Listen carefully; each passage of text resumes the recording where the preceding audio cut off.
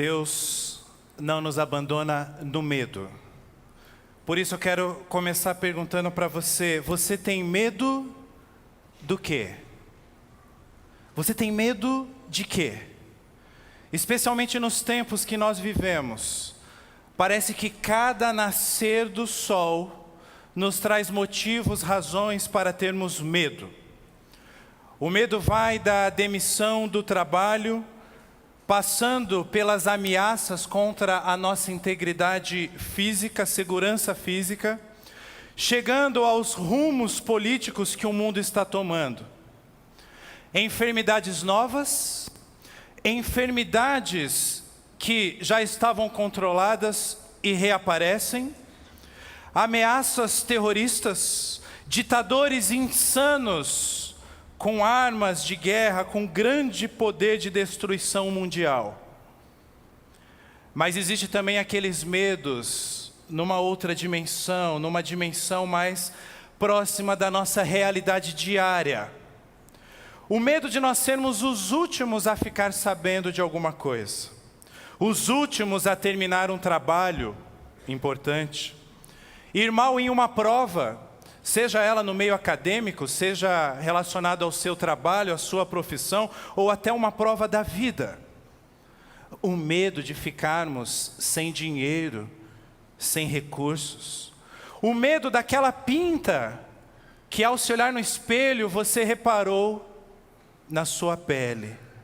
Aquele novo vizinho que se mudou e parece ter alguns hábitos estranhos. Medo de sermos processados, medo de sermos mal interpretados. E claro, medo da morte. Muito medo da morte.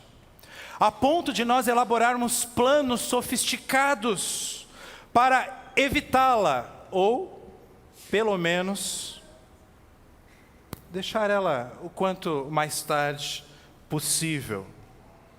Mas nós sabemos que isso não é possível, ela vai chegar, e isso gera medo. Por isso alguns nem gostam de pensar nela. Meus amados, este é o retrato da nossa geração. Uma geração marcada pelo medo. Alguns anos atrás, em um artigo na revista Forbes, alguém dizia: uma criança comum hoje tem o mesmo nível de ansiedade de um paciente psiquiátrico comum nos anos 50. Medo. Medo. E a primeira pergunta que eu trago para a nossa reflexão é: qual é o maior problema de nós termos que conviver com o medo? Eu respondo: o medo não está disposto a dividir espaço com a felicidade. Aonde há medo, não há felicidade. Aonde há felicidade, não há medo. Por isso Jesus, ele vai direto ao ponto em relação a este assunto. Mateus 8 é um texto muito conhecido. Jesus está num barco com os seus discípulos, e os seus discípulos estão com medo. Está acontecendo uma tempestade. Enquanto eles estão com medo, Jesus está dormindo. Olha comigo o texto na nova versão transformadora que eu estou projetando na tela. Em seguida, Jesus entrou no barco e seus discípulos o acompanharam. De repente veio sobre o mar uma tempestade violenta, com ondas que cobriam o barco. Jesus, no entanto, dormia. Os discípulos foram acordados, clamando: Senhor, salve-nos, vamos morrer. Por que vocês estão com medo? Perguntou ele. Como é pequena a sua fé. Aqui, eu não tinha passado a tela ainda para vocês, né? Vou repetir. Por que vocês estão com medo? Perguntou ele. Como é pequena a sua fé. Então levantou-se, repreendeu o vento e o mar, e houve uma grande calmaria. A pergunta de Jesus, ela ressoa na minha vida, na sua vida hoje, nesta noite. A pergunta: por que vocês estão com medo? E o texto é claro, os discípulos naquela situação tinham medo de morrer. Eles estavam literalmente apavorados. Sabe por quê? Porque não era uma tempestade qualquer. Mateus, ele busca um termo rebuscado no grego para registrar essa tempestade. No grego, a palavra que ele utiliza, que foi traduzida como tempestade, é a palavra seísmo. Houve um seísmo. E o que eu quero que você entenda nessa primeira parte da nossa reflexão é que um seísmo não é sinônimo de chuva. É sinônimo de uma grande agitação, de um grande tremor que envolve céu, terra e mar. É mais do que um terremoto. E eu pergunto para você, você já teve medo ao ponto de literalmente tremer as pernas? Aquela situação da sua vida que aqueles desenhos da Disney que você via personagens tremendo, ou aqueles filmes de suspense, tudo aquilo se torna realidade. Você descobre que o medo de fato faz com que fisicamente nós fiquemos trêmulos. Sabe o que eu quero dizer para você à luz disso? Mateus usa essa mesma expressão somente mais 2 vezes no seu evangelho. A primeira aparece aí na tela para você. E Jesus, clamando outra vez com grande voz, entregou o Espírito. Eis que o véu do santuário se rasgou em 2 partes, de alto a baixo. E houve um seísmo, ou seja, tremeu a terra, fenderam-se as rochas, abriram-se os sepulcros. Qual é a outra vez que Mateus usa a palavra seísmo? Eis na tela. Ao findar do sábado, ao entrar o primeiro dia da semana, Maria Madalena e a outra Maria foram ver o sepulcro. E eis que houve um grande seísmo, que foi traduzido na versão Almeida como terremoto. Porque um anjo do Senhor desceu do céu, chegou-se, removeu a pedra e assentou-se sobre ela. O que nos faz tremer? O seísmo ali na vida dos discípulos, o pavor, o medo dos discípulos, é o mesmo pavor, é a mesma agitação que ocorre em 2 vezes no Evangelho. Na cruz, o Calvário tremeu. Na ressurreição, a sepultura tremeu. O que te faz tremer? Nós trememos de medo. Trememos por causa das circunstâncias de nossas vidas. E o que eu quero que você reflita nessa primeira parte é: com um tremor, Jesus vence o pecado naquela cruz. O pecado que é a causa dos nossos medos.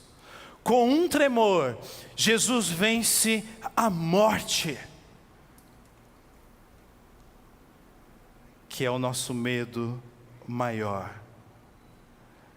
Diante do tremor, no nosso texto principal, Jesus acalma a tempestade, que é o símbolo dos nossos medos diários.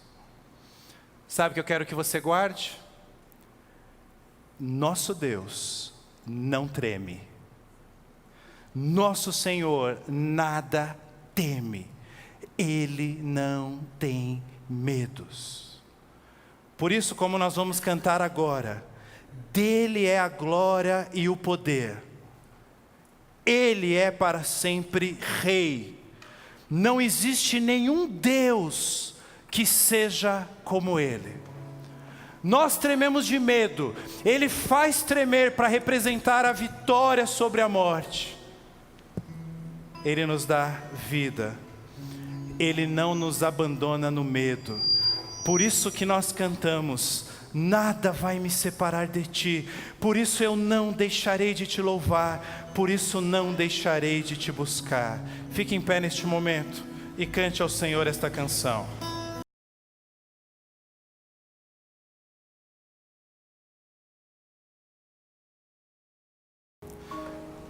Uma outra característica da nossa vida com Cristo, que nós jamais devemos nos esquecer, é que ser discípulo de Jesus envolve algumas aventuras. O texto que nós lemos diz: em seguida Jesus entrou no barco e seus discípulos o acompanharam. Tente visualizar essa cena. Me parece o cenário perfeito. Nós temos o mar, nós temos um barco, nós temos Jesus no barco, nós temos discípulos de Jesus junto com Ele. O cenário é perfeito, o cenário é digno de se apresentarem com um lindo céu azul, quem sabe um arco-íris. Seria perfeito. Mas sabe o que eu quero que você lembre e jamais se esqueça? Nem sempre a vida se apresenta como gostaríamos. Nem sempre a vida se apresenta como gostaríamos. E seguir a Jesus é uma aventura, porque toda aventura, toda, você pensar em fazer um ecoturismo, você pensar em fazer uma viagem, algo assim que envolve aventura, sempre vai estar envolvido algum medo e até alguns riscos. O próprio Jesus nos avisa isso em João 16:33, quando Ele diz assim: essas coisas vos tenho dito para que tenhais paz em mim. No mundo passais por aflições. Pode ler comigo essa frase? No mundo passais por aflições. Mas Jesus continua a frase dizendo assim: mas tende bom ânimo, eu venci o mundo. Dói o meu coração dizer isso, mas eu preciso lembrar a todos nós: as aflições vêm. Nós enterramos mães, nós enterramos crianças, nós lutamos contra o câncer, nós lutamos contra os nossos vícios, nós nos acidentamos, nós somos vítimas de enganação, de roubos, de furtos. Isso gera medo. E a pergunta que surge é: mas então, como viver a vida diante de tantos medos? Pastor, qual a vantagem em ser discípulo de Jesus? De que adianta ser discípulo de Jesus se todos nós temos que passar por isso? O discípulo de Jesus faz uma descoberta. Nós descobrimos que ao sermos chamados para sermos seus discípulos, isso não significa a ausência de medos, mas significa a presença constante de Jesus nas nossas vidas. Jesus estava naquele barco, e nós já lemos o texto. Isso fez toda a diferença. Meus amados irmãos, Deus não nos abandona nos nossos medos. Por isso, o convite que Ele nos faz é um convite de rendição, é um convite de entrega. É um convite, ele está nos dizendo assim, olha, para de querer ter o controle sobre a sua vida, porque você vai continuar com medo. Se entregue a mim. E João, em sua primeira carta, capítulo 4, verso 18, diz assim, leiam comigo. No amor não existe medo, antes o perfeito amor lança fora o medo. De forma bem prática aqui, antes da próxima canção, eu quero que você olhe para esse verso bíblico e pense o seguinte, quanto mais eu amar o Senhor, menos medo eu terei. Mas você não pode se esquecer do verso seguinte, leiam comigo. Nós amamos porque Ele nos amou primeiro. Esse amor que nós podemos sentir por Deus, só é possível porque Ele nos amou primeiro. Ele fixou a tua graça, a tua misericórdia na tua vida, com um propósito, para que você não mais tema.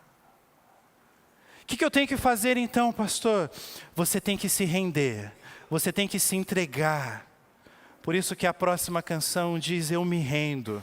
E na sua letra diz, tudo pode passar, mas o teu amor jamais me deixará. Somente nele encontramos verdadeiro refúgio para os nossos medos.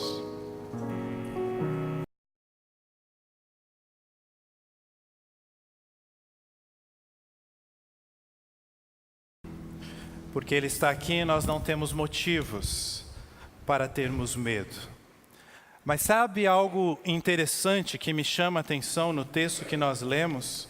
No nosso texto principal dessa noite. Me chama a atenção o fato dos discípulos terem levantado algumas dúvidas a respeito do caráter de Jesus. Porque Mateus 8 nos diz aí no verso 25, os discípulos foram acordá-lo, clamando, Senhor, salva-nos, vamos morrer. Mas quando nós olhamos esse mesmo texto no Evangelho de Marcos, aqui, Marcos 4, diz assim, verso 38, Jesus dormia na parte de trás do barco, com a cabeça numa almofada. Os discípulos o acordaram clamando, Mestre, vamos morrer. E Marcos traz um detalhe que Mateus não nos traz. Ele diz que os discípulos viram para Jesus e fazem a seguinte pergunta, o Senhor não se importa? Eu não sei se você consegue perceber como essa pergunta está relacionada com os nossos medos. E eu vou reafirmar a pergunta que eu estou fazendo desde o início.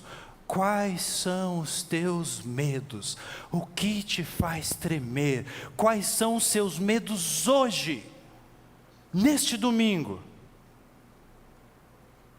Diante de medos, incertezas e circunstâncias de nossas vidas, será que se nós não formos sinceros de fato diante de Deus, essa mesma pergunta que os discípulos estão fazendo, não seria a pergunta que nós gostaríamos de fazer, mas não temos coragem?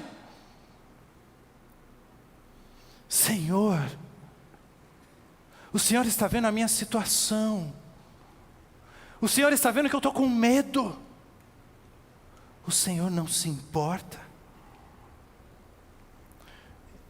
O aprendizado que essa passagem nos traz nesse ponto é que a dúvida gera medo. E nós podemos duvidar quando estamos temerosos diante de alguma situação de nossas vidas, podemos duvidar da existência de Deus. Fazer perguntas no íntimo do nosso ser do tipo, será que Ele existe mesmo? Ou ainda, dúvidas em relação ao poder de Deus. Será que Ele tem poder mesmo para transformar as coisas, para fazer milagres, para agir na minha vida? E o que é pior, dúvidas em relação ao amor dEle por nós, dúvidas em relação ao cuidado dele comigo. E é aí que surge a pergunta: Senhor, será que tu me amas mesmo? E talvez a pior de todas: se o Senhor me ama, e se o Senhor pode todas as coisas, por que o Senhor permite que eu passe por tanto medo?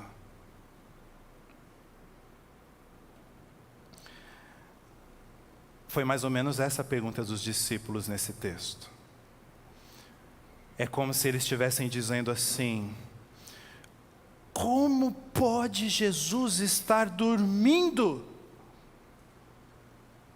O texto diz que ele estava dormindo. Marcos traz até detalhes de travesseiro e tudo mais.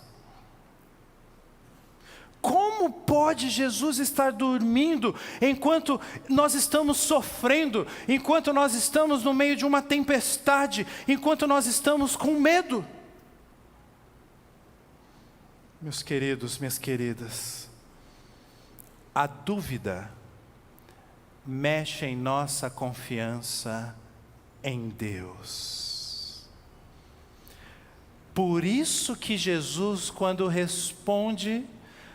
Jesus dirige a palavra para esses discípulos, ele vai abordar um tema, ele vai apontar para a fé deles. Vamos continuar aqui em Marcos, olha lá. Então Jesus lhes perguntou: por que estão com medo? E aí vem a pergunta mais emblemática: ainda não tem fé?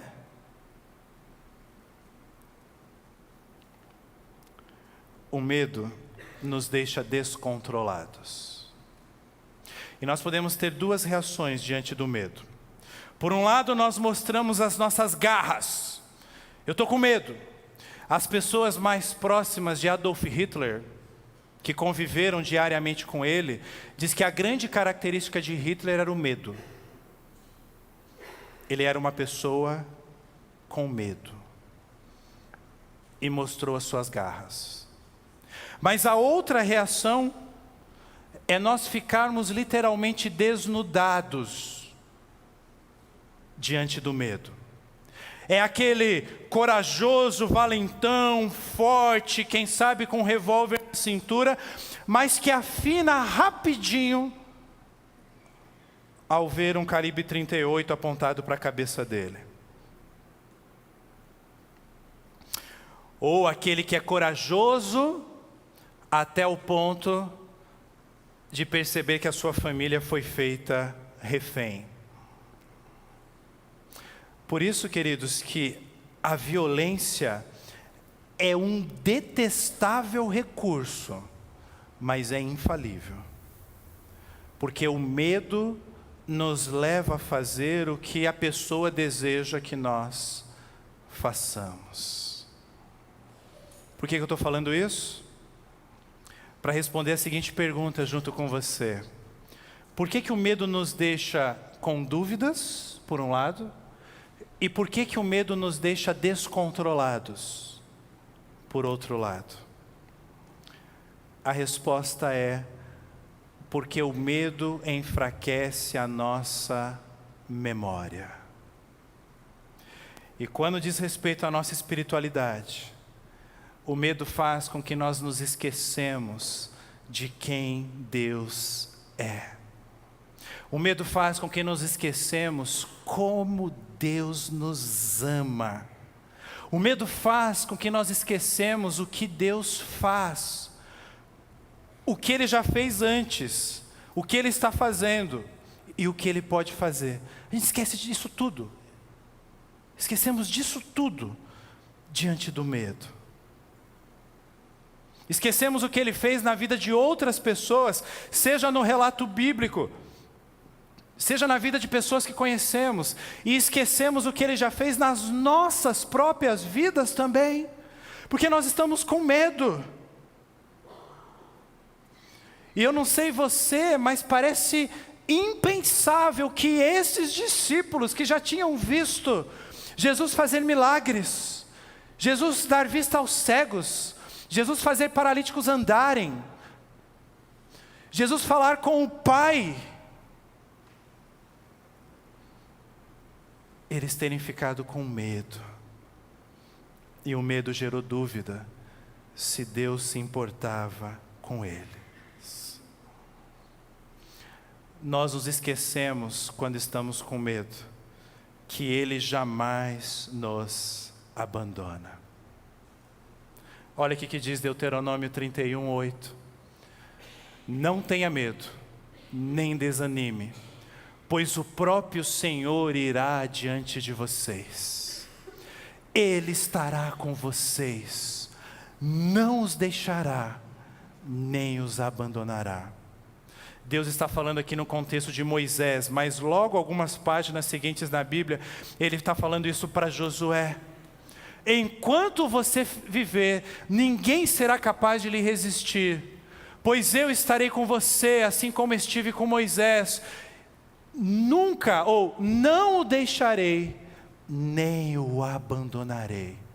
Pastor, e no Novo Testamento, Hebreus, repercutindo essas palavras do Antigo Testamento, o autor aos Hebreus diz, porque Deus disse, leia comigo, não o deixarei, jamais o abandonarei. Sabe qual é o nosso desafio então? Confiar. Confiar no que você acabou de ler, no que nós acabamos de refletir. A pergunta de Jesus é para você agora.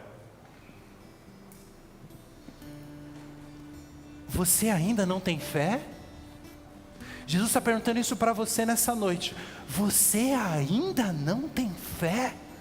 Você ainda vive com medo? A canção cujo título é Confiarei diz: confiar nos braços do nosso Rei, descansar nele, saber que que nós estamos sob a proteção de suas asas, saber que nós estaremos seguros nele. Vamos ficar em pé e vamos cantar ao Senhor essa canção.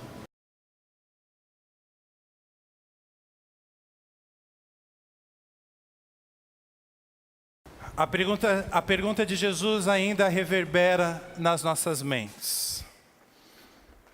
Jesus está perguntando agora não para os discípulos, mas para você e para mim.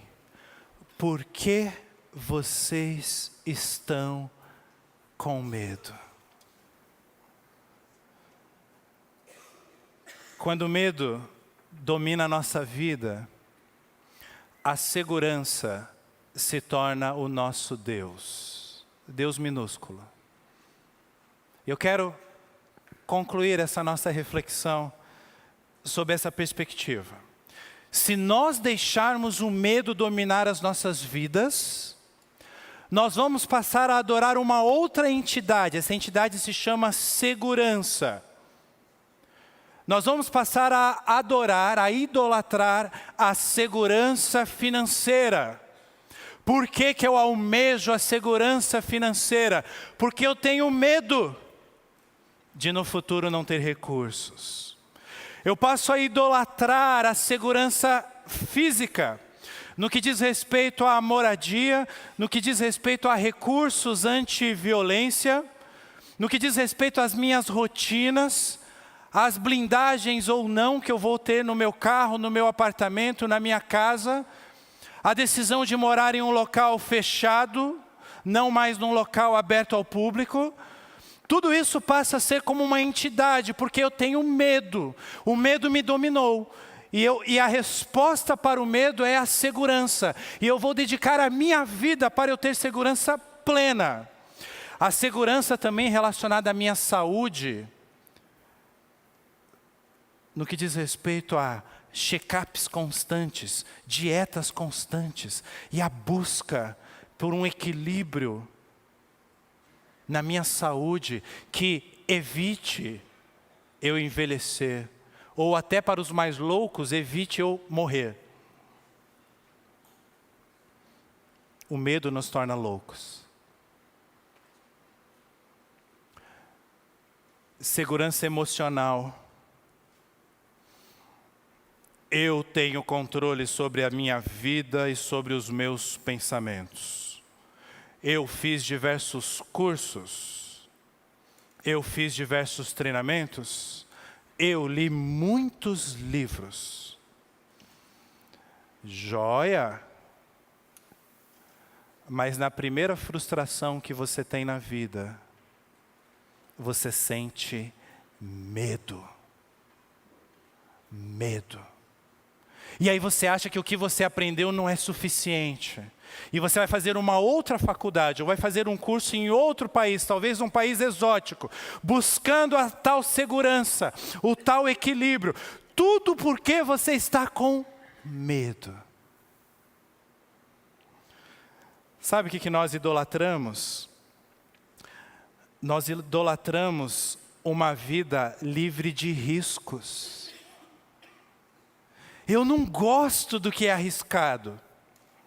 E meus amados irmãos, em geral, as pessoas vivem suas vidas na tentativa de viver sem riscos.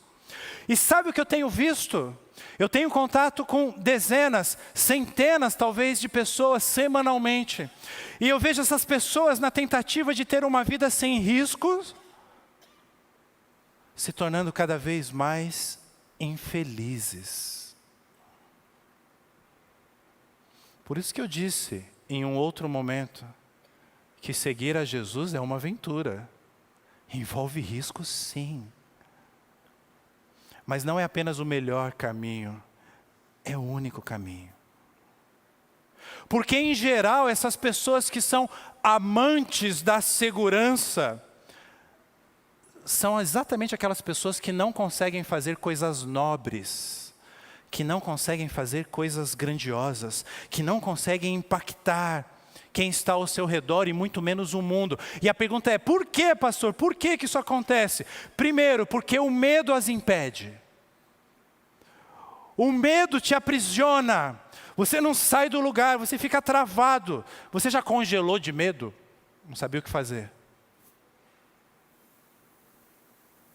Normalmente quando somos alvo de violência, isso acontece. Mas não só o medo as impede. O problema é que elas não fazem as coisas que elas fazem para Deus. E muito menos para as pessoas que estão próximas dela.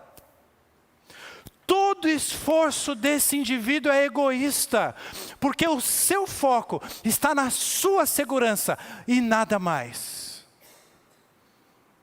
Não é para glorificar a Deus. Não é para ajudar quem está ao meu lado, o meu próximo. É por isso, e preste atenção que é forte o que eu vou dizer, e isso explique muito da sua vida ou da vida de pessoas que você conhece. Quem teme, quem vive com medo, em geral, é uma pessoa que não consegue amar profundamente. Por quê? Porque amar é algo extremamente arriscado. E a pessoa não quer riscos. Às vezes isso esbarra na nossa espiritualidade também. E é exatamente por este motivo que repetidamente nas Escrituras, no Antigo e no Novo Testamento, Deus nos apresenta um ensino. Abre aspas. Não temas. Fecha aspas. É um tema recorrente nas Escrituras, meus amados irmãos. É dito em todas as suas variações, não tenha medo, e também a variação, tenha confiança, tenha fé, o oposto, 125 vezes nos evangelhos. Pesquisadores já fizeram o cálculo e viram que não há nenhuma outra expressão que Jesus mais afirmou do que esta: não tenha medo, não temas. Para pensar na sua infância, na sua adolescência, e aquela expressão assim que você mais ouvia o seu pai ou quem cuidou de você dizer para você: nossa, pastor, eu lembro, nossa, meu pai e minha mãe sempre falavam essa frase, e você ouve essa frase, você fala: puxa, aquela frase lá que meu pai sempre falava para mim. A que meu pai mais falou para mim dizia respeito ao equilíbrio. Eu gravo até hoje. Nem 8, nem 80. Busque sempre o equilíbrio em tudo que você fizer em sua vida. Agora, sabe o que é curioso? No relacionamento desses discípulos do nosso texto principal, com Jesus, será que eles não comentavam um com o outro? Né? Você acabou de dizer aquela frase, né, que o mestre sempre diz: não tenha medo, não tenha medo. Pode ter acontecido alguma situação assim. Mas quando eles estavam no olho daquele seísmo, daquele tremor, e eles estavam tremendo de medo, eles não lembraram desta frase de Jesus. A pergunta que surge é então: por que Deus, em sua Escritura, dá tanta ênfase a respeito desse tema? A resposta é uma só: porque Deus nos conhece. Deus nos conhece. Deus sabe de todas as nossas inclinações. Deus conhece a nossa natureza depois da queda. Aliás, falando em queda, o primeiro resultado da queda foi vergonha e medo. Está na tela. Gênesis 3:10. Ouvi que estavas andando, Adão respondendo ao Senhor: ouvi que estavas andando pelo jardim e me escondi. Quem se esconde está com medo. Mas nem precisamos chegar a essa conclusão. Ele diz isso: tive medo, pois eu estava nu. Tive medo. Os discípulos naquele barco não eram muito diferentes de Adão e Eva. Eu e você, neste momento, nas nossas vidas, não somos muito diferentes de Adão e Eva. Eles são os nossos primeiros pais. E eu quero que você entenda que é exatamente por isso, porque Deus sabe disso, porque Deus sabe desses nossos pensamentos, porque Deus sabe dessas nossas inclinações, por isso Ele repetidamente está nos afirmando o tempo todo: não tenha medo, eu não vou te abandonar. No medo. O medo nunca vem do Senhor. 2 Timóteo 1:7. Pois Deus não nos deu um espírito que produz temor e covardia, mas sim que nos dá poder, amor e, olha que interessante, autocontrole. Eu quero terminar essa reflexão falando de Benjamim. Não o bíblico, o meu filho. Benjamim tem 4 anos. E, na verdade, essa reflexão que eu fiz foi baseada num livro que eu li e me fez me aprofundar nessa reflexão. É corriqueiro Benjamim acordar de madrugada com medo. Ele dorme no quarto dele e, quando isso acontece, ele grita. Só o grito dele nós já ouviríamos, mas ainda tem uma babá eletrônica para piorar a situação. E aí a gente acorda assustado, e do nosso quarto, Gabi e eu, a gente grita também, né? É uma gritaria de madrugada. Você fala: o que foi, Benjamim? Né? E aí ele assim, soluçando: eu estou com medo, eu estou com medo. E aí ou nós chamamos ele para o nosso quarto, ou eu ou a Gabi vamos até o quarto dele. E quando isso acontece, eu pergunto para o Ben: por que você está com medo? Você teve um pesadelo? E ele diz: sim, Sim, e o que aconteceu? E normalmente ele me conta alguma história relacionada à fantasia, a contos, a alguma coisa que ele assistiu ou que ele ouviu. Eu olho para o meu filho e eu sussurro no ouvido dele: pode ficar tranquilo. Eu dou um beijo na testa dele, eu fico com ele, eu falo: papai vai ficar com você. Não precisa ficar com medo. E aí eu vejo assim ele esboçando um sorriso no rosto e ele se sentindo seguro. Sabe o que é mais curioso deste fato? Para mim, aquelas histórias que ele me conta, quando ele me explica do porquê que ele está com medo, não traz sentimento algum, muito menos medo. Ele me conta, para mim são histórias simples.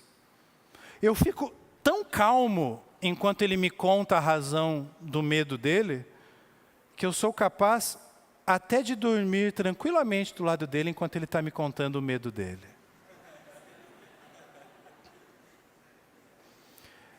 Que foi exatamente o que Jesus estava fazendo naquele barco. Para o Benjamin, essas histórias são apavorantes. E a cada vez que eu tenho uma experiência dessa com ele, eu me torno ainda mais o herói dele. Ele olha para o papai, para a mamãe também, fala: nossa, eles não têm medo de nada. Eu estou apavorado, gritando aqui de madrugada, eles vêm, nossa, papai é indestrutível. Meus queridos, assim é o nosso relacionamento com Deus. Nós somos a criança. Ele é o Pai Todo-Poderoso. Que são nossos medos diante dele? Nada. E ele está ao nosso lado. Ele está no barco com a gente. Ele está dizendo: por que você está com medo? Você ainda não tem fé? Por isso que nós precisamos entender quem nós somos. E o João Alexandre, ele canta uma música que nós vamos cantar agora. A música chama Quem Sou Eu? E a letra diz assim: quem sou eu para não ver? Quem sou eu para não crer? Quem sou eu para detê-lo? Deter a Deus. Quem sou eu para mudar? Quem sou eu para fugir? E o refrão termina assim: diante dele, quem sou eu? Ele nos chama para perto dele. Ele não nos abandona em nossos medos.